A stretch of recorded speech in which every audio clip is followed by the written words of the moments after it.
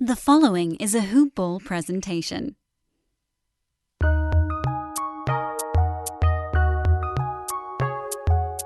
Welcome to the Fantasy NBA Today podcast.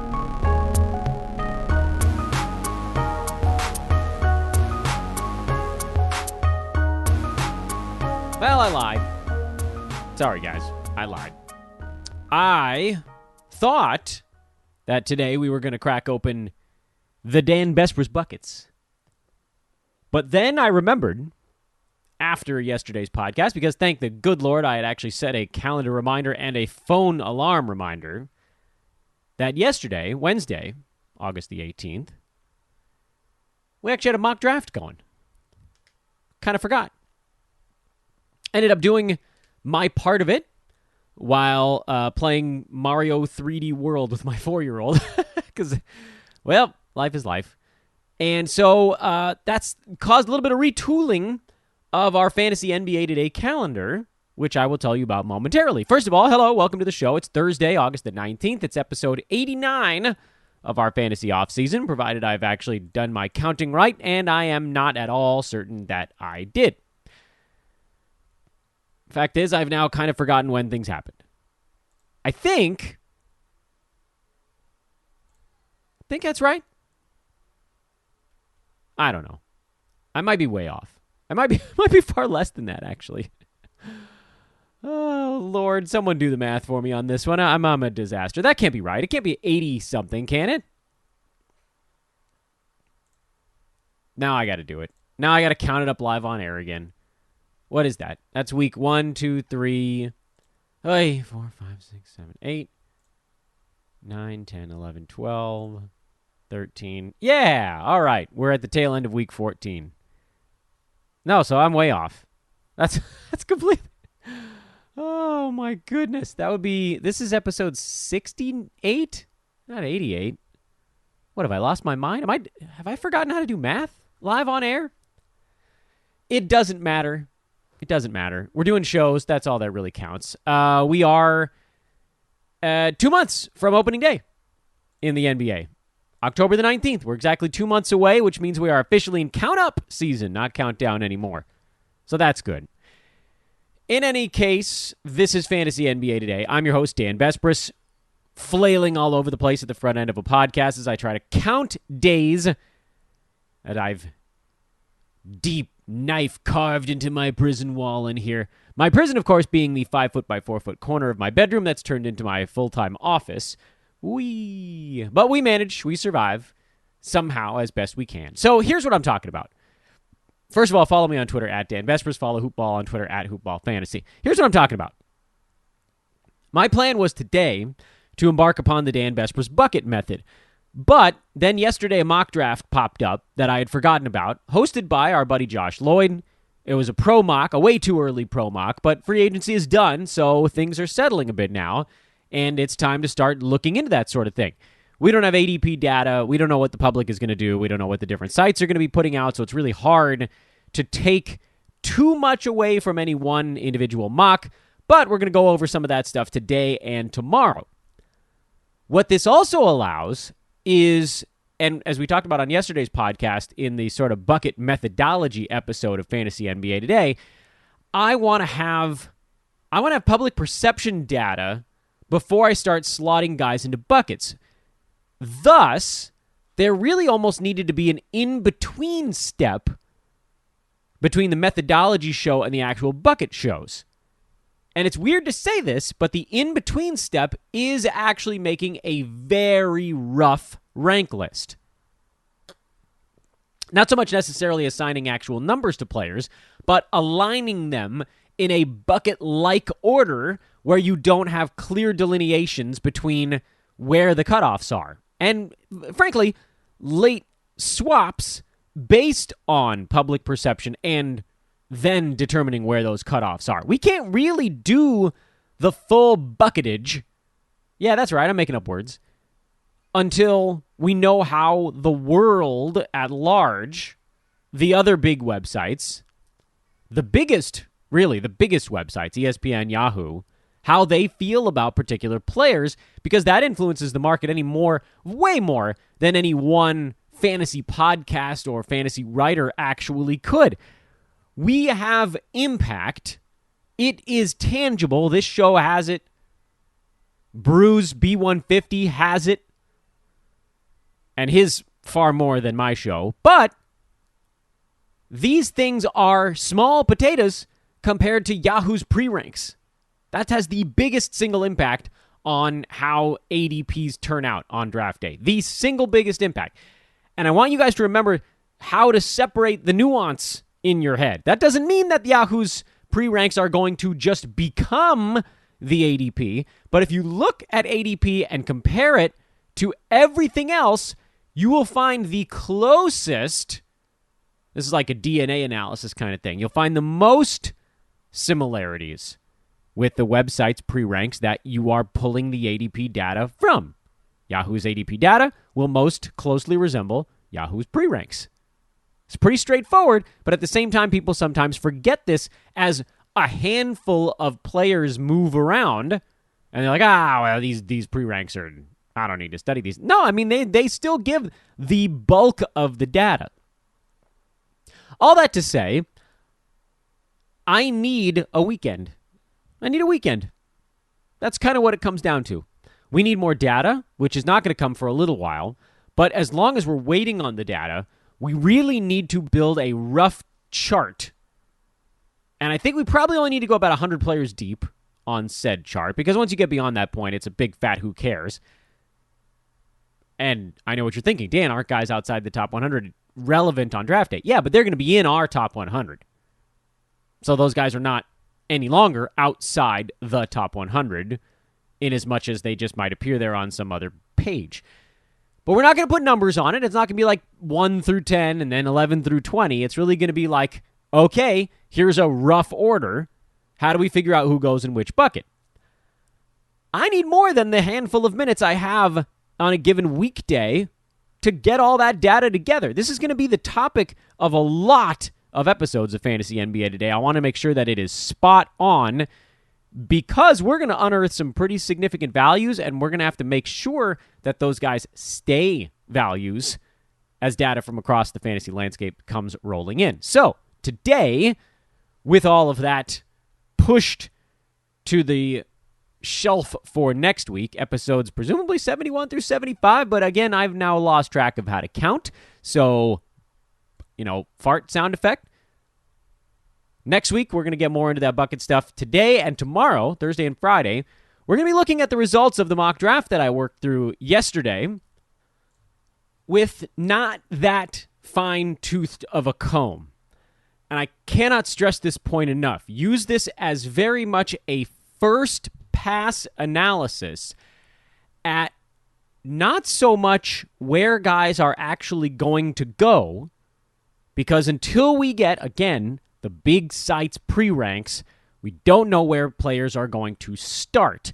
What this data is going to show us is, first of all, who was kind of screwing off a little bit, and it doesn't really matter, but also what direction some players are going to be pulled from their pre-ranks at the big box websites. It's all a math equation at the end of the day. And some of you guys might love the fact that that's the answer. Some of you guys might hate the fact that that's the answer. But for better or worse, that's the answer. We don't know the exact percentage. And you might be able to figure it out if you looked at enough data. But honest to goodness, I don't have the Excel spreadsheet power or time to do that kind of deep dive. But if you looked at Yahoo's pre-ranks, basically from the day they come out every year, so you got to save them like the second that they emerge, or as damn close to that as you can get, and compare that to ADP on draft night, you'll know how far everybody moved. Then you'd have to look at what the biggest other websites or writers or fantasy personalities were putting out. So basically, and to a certain extent, it'll be not fully possible to attribute the exact percentage to each, but the more years you have and the more data points you have, the easier it becomes to figure out who's responsible for what. But let's say that if you just kind of went on like Twitter and list size presence alone, you take the big box site, take Yahoo, and then you plug in Roto World's ranking list, whatever that happens to be. You plug in the B150. You plug in Basketball Monsters rank list, which I think is Josh's, but there may be a handful of guys that work on that, so I don't want to cut anybody out of the mix and not give the proper credit. You take probably the RotoWire is probably mixed in there somewhere. Regardless, it doesn't really matter. You take the biggest, like, 4, 5, whatever. You don't want to go too deep because then the load gets crazy. Take the biggest 4 or 5 most utilized rank lists out in the landscape, not from that same website. So don't use some other person at Yahoo's rank list. And compare those to Yahoo's pre-ranks and compare those to the ADP. And you can kind of see how much names move based on what other fantasy experts are putting out there. So the site's pre-ranks, that's your starting point. And if you had enough data points on this, and unfortunately because the landscape changes so much and new names pop in and old names pop out, it's kind of impossible to get it perfect. But if you looked at those same 4 or 5 biggest influencers outside of the big box pre-ranks, you could pretty much figure out how much each one of those lists is going to move a particular name based on gravity. You know, if my list has a guy at 20 and his pre-rank is 40, what does that move him? 39? Maybe. Do I move someone one slot? Percentage-wise, possibly. You know, my word is not going to move very much. But like Roto World, if they had him at 20, that would probably move that pre-rank by a couple, at least 4, 5, 6 spaces, I would think. A lot of people use NBC affiliated. Like it's a huge website. If you could figure that out, you'd know where someone's ADP is going to end up without even seeing it move. You could tell everyone, here's where it's going to end up. I've seen all the rank lists. I've seen the biggest 4 rank lists out there. I've seen the Yahoo pre-ranks. I know where this name is going to end up. Luckily for us, you don't really have to do that, because if you draft your team somewhat close to opening night, within, say, 2 weeks of opening night, you're going to have pretty damn good ADP data that will be reflecting not a final position for those players, but the path that they're on. At that point, you can just track ADP moves, and you'll know where someone's going, and just combine that with some mock drafts. It's a lot less work than doing a massive ultra lift of the biggest ranks for like the last 10 years running. It's a little easier. So that's what I want us to have our eyes on when I go through some of the names on this mock draft from yesterday. There are some very large names in the fantasy community in this mock draft. I'm not even going to illustrate what team was which. I don't think it's that important, but just understanding that there are going to be voices telling people to take particular guys at these particular slots. Compare that to the pre-ranks, and you'll understand where guys might move. This could actually be really valuable information for folks that are drafting super early. If you have a really early fantasy draft, like a month and a half before the actual season starts, like let's say you're drafting in mid-September, this mock draft and some sites' pre-ranks are going to be that's your whole plate of food. So I thought the theory behind it was kind of interesting. I wanted to make sure we had a chance to go over that. Let's talk a little bit about the actual picks that came in yesterday's mock draft, and we'll see how far we get. I'm thinking probably top 25 today, but you know me. I have no idea how long I'm going to end up talking on some topic, and so it's hard for me to know exactly how far we're going to get. And plan as well as I might, it doesn't always work out so well. So here are the picks, and we'll go through them one by one. Pick number 1, anybody surprised? Nikola Jokic. Clear number 1 pick this coming season. I would be flabbergasted if any website... Oh, by the way, this is a 9-cat head-to-head draft.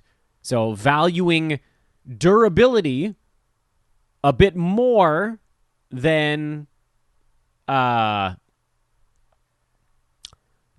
massive upside of an injured player. I think should be factored in. I don't know that everybody in the draft is actually playing it that way, and maybe somebody's punting will kind of possibly feel that out partway through, but we'll just bear that in mind.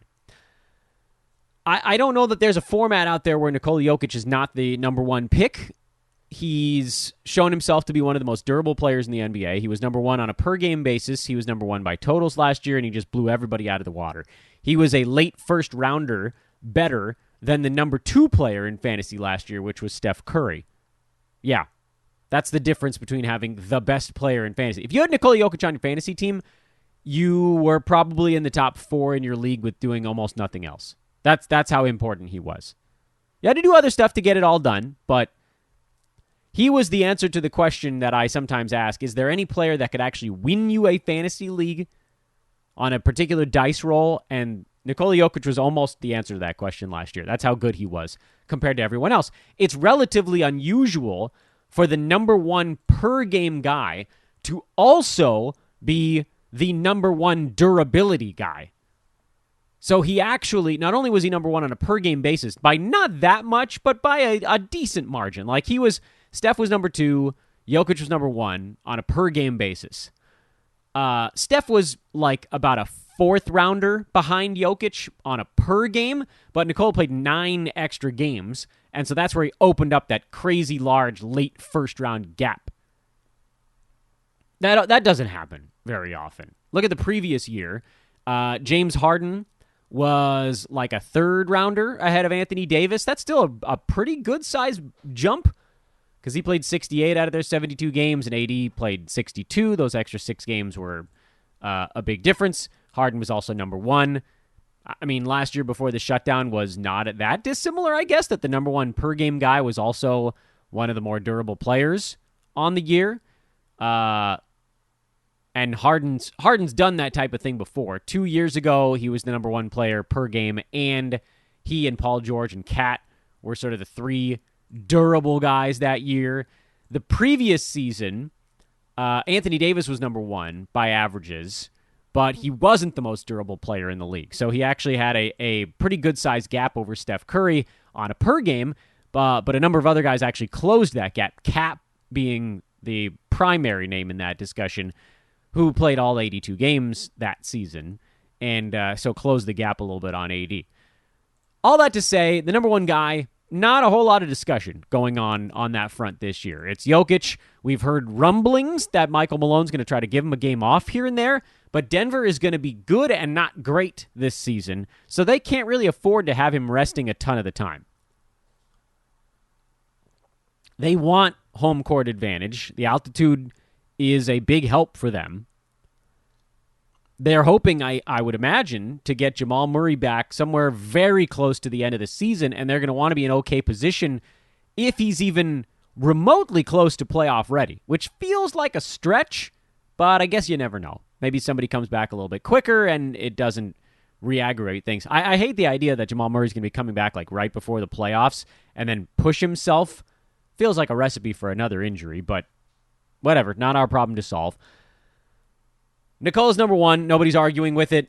And there are only 1 or 2 other players out there in the universe that you could even make a case to be somewhere in his neck of the woods.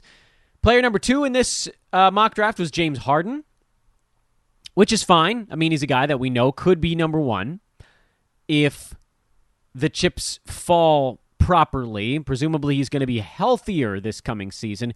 Here's the thing. As great as Harden was with Brooklyn this year, and he was fantastic, he molded his game in a special way that allowed him to be in that uppermost echelon again. Like his last 30 games, which takes sort of the later stage of the year, or when he was healthy enough later in the year, he was at 25, 9, and 11, 2.1 defensive stats, almost 3 threes. 47% from the field, so the efficiency got better there. We know he's always a very good free throw shooter. Here's the problem with James Harden. There simply isn't enough usage on a healthy Brooklyn team to put him head and shoulders above anyone else. A best case scenario for Harden is kind of what the league was from February to the end of the year, which is that over that stretch, there were basically 5 guys that all had the same per game value and sat in the top slot together. This is a lot of mental gymnastics on a topic that sort of isn't that relevant to what you guys are going to be doing in fantasy. Because, like, if James Harden goes number 2, no one's really going to be arguing about it. This is me nitpicking to say I don't know that he could be the number 1 guy this year unless he is sort of back to the crazy durability level that we'd seen in the past. All I was pointing out is that over that last, 2.5 month stretch this season, Steph, Kyrie, Jokic, Jimmy Butler, we're all kind of in that like upper crust. And then Kawhi, KD, Harden, oddly, Domantas Sabonis was really, really good over that stretch. They were in that next grouping. So, like, Jokic kind of came back to earth after an absurd first 2.5 months of the season where he just ran away from everyone, and then he was just, like, as good as the other top 3 or 4 best guys in fantasy. But here's the thing, like, Harden has to set his own crazy high marks, particularly in field goal percent, if he wants to be the number 1 guy, because he's not going to be scoring 30 points a game anymore. Maybe you see him get back to that 8 rebound mark that he put together over that stretch. 10 assists per game does feel possible given the guys around him. He's always been pretty good with defensive stats. Free throws are going to be awesome. But do I really believe that field goal percent is going to be a net positive for James or like a neutral category? I'm not sure that I believe that's true. Now, in Harden's defense, he wasn't particularly healthy the last 2 and change months of the season. He did most of his Brooklyn damage after the trade before KD became a bigger part of the puzzle. And that's another reason why we need to be cautious. The big 3 on that team, what did they play together? Like a dozen times this year? Usage will go down. I know that efficiency might go up, but I mean, the reason Harden was able to run away from everybody for multiple years in fantasy was because his usage was so obscene. Every play ran through him. It just won't be that way. Whatever percentage hit you think he takes, it's non-zero. Which is why I actually have Harden kind of towards the back end of that first grouping. And that's just a hint at the buckets to come. Steph Curry went 3rd in this draft, and he's the guy I'm probably looking at going 2nd, with a potential argument for someone like Kat or Damian Lillard. But I like Steph just because he does actually have the fantasy game to be first. Over those last 2.5 months we were talking about, Steph was the number 1 guy in fantasy. He was pretty damn durable. Well, Jokic was more durable, so that helped catapult him in front, even over that stretch by totals. But by averages, Steph was the number 1 guy during that span. He passed Jokic. So that's why those 2 guys are at the top of my board. And Klay Thompson will be back at some point this year. But Steph is still going to be doing the bulk of the lifting. But again, everybody's got somebody coming back or joining them, except for Jokic, who actually lost his highest usage teammate towards the tail end of last year. There's no argument, really, to take someone else besides Jokic in that number 1 slot. But I do think that Steph is in the uppermost crust, even if he's not quite in a category by himself like Jokic has been. Kat went 4th in this draft. Giannis went 5th. Dame went 6th, and Luka went 7th. The reason I clumped all those guys together is because this is an area where I think you start to see patterns shift a little bit. ADPs are going to screw things up because Giannis and Luka are always going to go extra high because 8-cat, punt, free throw, and points league stuff is going to artificially float those guys. Giannis, who is basically a punt, free throw guy, and Luka, who's kind of punt, free throw, but also doesn't do the other stuff the way that Giannis does. Luka gets a lot of mileage for someone who fantasy-wise, was really not very good this year.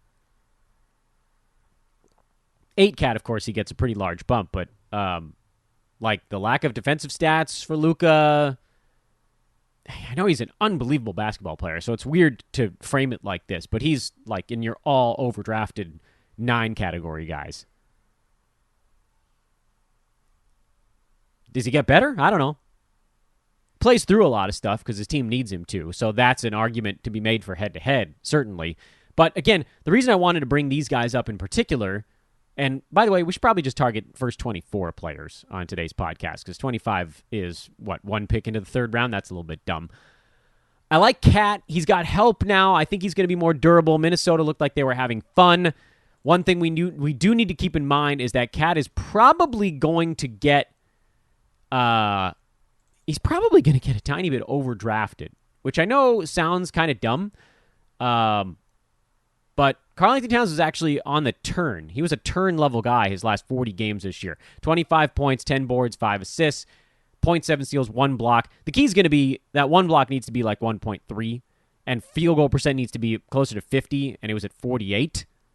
And then you push him back into the middle of that first round. If you're drafting Cat in the top 3 or 4, you're hoping he goes back to being the guy who plays 82 ball games a year. I don't know that that's going to be the case. I think I would bank on him being more durable than not this season. But again, it's another reason for me to have him in the next group down from the upper echelon, which again, for me is basically 2 guys. Jokic is 1, group 2 is Steph, and then I feel like you almost need a third bucket when you get to the third pick. The first 2 players might be their own buckets. We'll find out. We'll find out when we get more on the perception side of things. I want to talk about Dame at 6 before I talk about the Giannis-Luka combo there. Dame at 6 makes a lot of sense. There's a chance that his high-usage teammate in C.J. McCollum might end up somewhere else. Otherwise, he just keeps trucking along. He's someone who, on a per-game basis, is always inside the top 10 and plays through things because the Blazers need him to. Over the last, you could even look at the entire season for Dame. He was number 10 on a per-game basis this year. He was number 3 by totals because he missed only 5 ball games.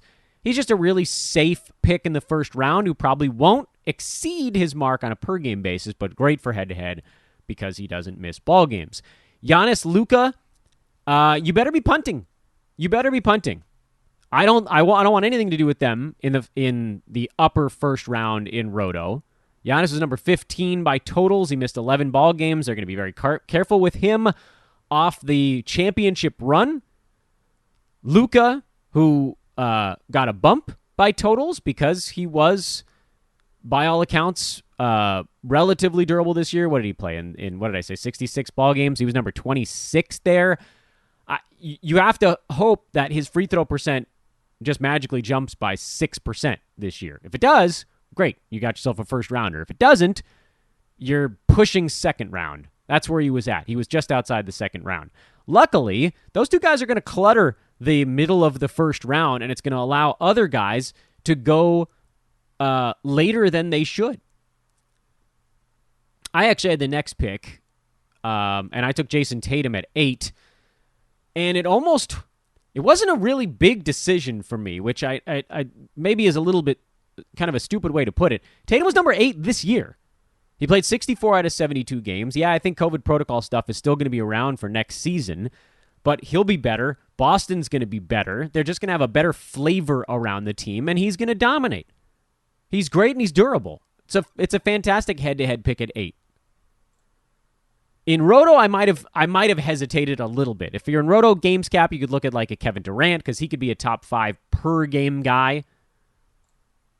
That's the stuff here, you know. KD was number 8 on a per-game basis. He was better than Jason Tatum game to game, but KD's almost definitely going to miss a dozen ball games this year, and Tatum might not. You want your first-round pick to be a guy that you can milk for as many games as humanly possible. They may end up very close in overall value by totals this year if Tatum plays 8, 9 more games than Durant, and Durant is 8 or 9 slots higher than Tatum on a per-game mark. And in Roto, you kind of want the guy with the bigger per-game numbers because you can fill in those other missed games. Total is accounting for everything that they do. I'd probably still lean Tatum just for the guy that I'm pretty sure is going to make it through the damn season. And, KD could end up missing 25, 30 games, and that basically detonates your year immediately. But the upside play there is to go a different direction than Tatum. The upside is likely Kevin Durant, maybe even Anthony Davis, who I'm still petrified of if he hasn't refigured out how to make a free throw. And again, he's a guy who's going to take some time off. By averages this year, something was wrong with Anthony Davis, and it was pretty much the free throw line. He shot 74%. That's usually an area where he's a net positive, and he certainly wasn't himself. Is there a bounce back in store? If this wasn't a team that had won the championship prior to last year, I would say this is a guy who wants to kind of reprove himself, but he has nothing to prove. He got that trophy. Lakers are going to want to win another title with their new team, but it's going to be all about figuring out how to fit the pieces together, so you're not going to get maximum AD. But that's another guy that you might consider at that number 8 slot. And maybe Bradley Beal, maybe Paul George also kind of creep into the mix. But I feel pretty satisfied with what I got there with Tatum. Durant went right behind me at 9, so it makes a lot of sense. We had just talked about him as kind of your upside play. In a head-to-head league, that is a fat dice roll, though.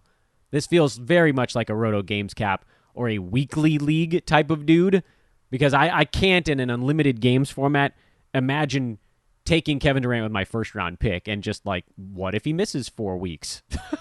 You're done. You're cooked. What the hell are you going to do if you lose your first-round pick for 4 weeks and then 2 weeks and then another, and then rest days every back-to-back? You can't have your first-round pick miss 25 games in a head-to-head league unless he plays every damn playoff game, your head-to-head playoffs. And I don't know. I mean, can you count on that happening? Probably not. Joel Embiid went at 10. This is a guy we talked about pretty recently on the podcast, actually. He had a wonderful year on an average basis, but in head-to-head leagues, never. Can't do it. I can't do it. He was number 14 by totals, missing 21 games, and he basically hasn't shown that he can get through a season without missing about 20 basketball games. I just can't do that with my first-round pick in a head-to-head league.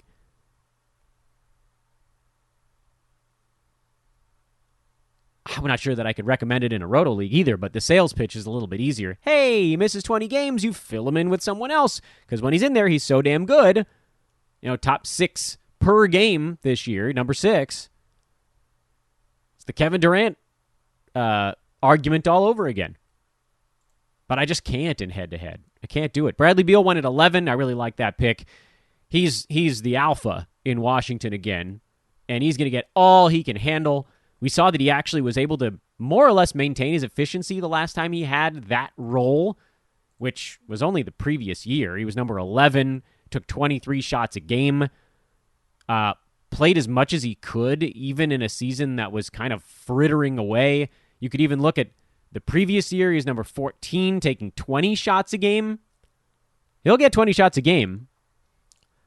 But what I want to do here is... By the way, Anthony Davis went at 12 in that first round. What I'd like to do, because I think you guys kind of got the idea of how we're going to be attacking this thing and how this will move into ranks and bubbles, is now do the next 12 a little bit quicker, and then tomorrow we'll try to do the rest of the top 100 at more of a kind of a lightning round type of speed. But here's the second round: Michael Porter Jr., Paul George, Freddie Van Fleet, Nikola Vucevic, Kyrie Irving, Bam Adebayo, Trey Young, Domantas Sabonis, LaMelo Ball, Shai Gilgeous-Alexander, Rudy Gobert, and Jimmy Butler.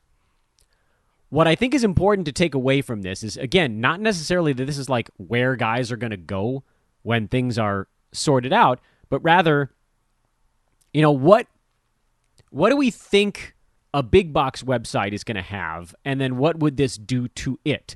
So, Michael Porter Jr. is going to probably go later than this. I would think that Yahoo's pre-ranks have him come out later. I don't know exactly how far, maybe around 25 to 35 range. But then if there are guys out there that put out a rank list where Porter is 13, it's going to move his ADP in that upward direction. With Paul George, I think it might actually be the other way. I was a little bit surprised that he didn't get drafted in the first round with no Kawhi Leonard. But maybe it's because of potential missed games, things of that nature.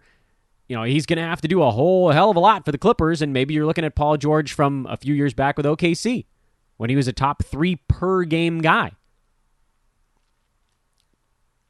This is probably not all that far from where big box sites have him. Freddie Van Fleet at 15. He probably comes out at a slightly later ADP on big box sites. Vooch at 16. No one ever drafts Vooch. He'll have a later one. But it's good to know that folks are looking at him in the teens. So remember all of this stuff when the Yahoos come out with their preseason ranks. So, well, look, I know that somebody out there is going to be telling people to take him at 15, 16, and that's going to cause his ADP to move a little bit. Kyrie Irving still going close to 20, I thought was super interesting. Bam Adebayo at 18. Trey Young at 19, 9-cat head-to-head, so he's lost a little bit off his fastball, but this is accurate. He should be going in the second round. That's where he was a couple years ago, and then he overperformed because he was a one-man wrecking crew, but now he's not anymore. Domantas Sabonis at pick number 20, relatively durable for the most part. Really interesting basketball player, had that nice stretch at the end of the year, but tends to settle into the 30 to 40 mark. LaMelo Ball at 21, really high for him. I think his ADP will probably be in the 40s. But again, does this pull him earlier? Shai Gilgeous-Alexander. Is this another tank season? Could you potentially look at him in a head-to-head league? Rudy Gobert at 23. Still, nobody trusts poor Rudy Gobert. This is probably earlier than he goes in standard league drafts. And then Jimmy Butler at 24. That's so late. Jimmy Butler at 24. That's crazy late. What are we doing here? I mean, I know that sometimes guys just sort of fall out of the picture. Butler was awesome this season. He was number 15 on a per-game basis. He was better than that down the stretch. He was actually a top 5 fantasy player for... I got my numbers wrong. Jimmy Butler was in the first round this year. He was number 5 for the whole season on a per-game basis. Yeah, the head-to-head stuff was always going to be a little bit of a bummer, and Kyle Lowry's going to take a little bit off of his plate. But I think the Heat are going to be playing hard this year. I think Jimmy Butler misses about 15 games, but if he's going to be going mid to late second round in any format, that's basically a must because he ends up beating his marks. And if they don't have a playoff spot locked in, playing down the stretch is just as likely. They'll be looking for home court advantage, get that Miami bump. The stuff in this second round that I thought was interesting, LaMelo Ball felt pretty early to me. Domantas Sabonis actually felt a bit early. I think even Trey Young in 9-cat is a bit early. Second round feels like a bit of a lunge. I'm actually less crazed about the Michael Porter Jr. thing. Like, I do think he could go in the second round this year. I don't know about the first pick of the second round, but he's going to have a giant job in Denver, and he was basically a second rounder down the stretch last year. And then the rest of this stuff, Shea in head-to-head to me is a really difficult one. He's going to be real good when he's on the floor, but they may shut him down again if they're going pick hunting a second year in a row, which they very well be. They're still kind of at the front end of the rebuild in OKC. Vooch is a guy who tends to go later because he doesn't have all the buzz attached to his name, and he's now playing with DeRozan and Zach LaVine, presumably both healthy to start the year in Chicago. Good to know that Jimmy Butler, Rudy Gobert, still falling bits, Kyrie still falling. And that's kind of what I want us to be pulling away from this. I got a bit sidetracked in our discussion of the first round, kind of going through it player by player. But here's the other side of this. When I look at this, there are no buckets there. This is not bucketed yet. We're going to need to take these names and resort them. Paul George, Bradley Beal, like these guys to me belong in buckets together. Paul George, Bradley Beal, even Jason Tatum, like those guys, and they're separated. So anyway, we'll do the rest of the top 100 on tomorrow's show. That'll be a good weekend episode, a little bit longer probably than most. And then on Monday, we'll start working through our own lists. That'll be a lot of fun. Thanks for listening, everybody. This is Fantasy NBA Today, a hoopball presentation. I am Dan Vespers. Enjoy your Thursday. Back at you tomorrow for a weekend show. So long, everyone.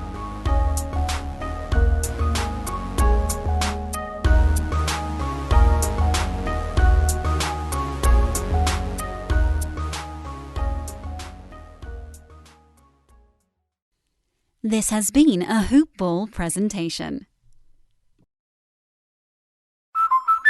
With equipment breakdown coverage from American Family Insurance, you can protect all the things that keep your dream home running, from sudden mechanical or electrical issues. Because this sound shouldn't mean... Contact your local agent or visit amfam.com to learn more. American Family Insurance. Insure carefully. Dream fearlessly. Refer to policy for equipment breakdown covered losses, deductible limitations, and exclusions. American Family Mutual Insurance Company, SI, and its operating company, 6000 American Parkway, Madison, Wisconsin. Products not available in every state.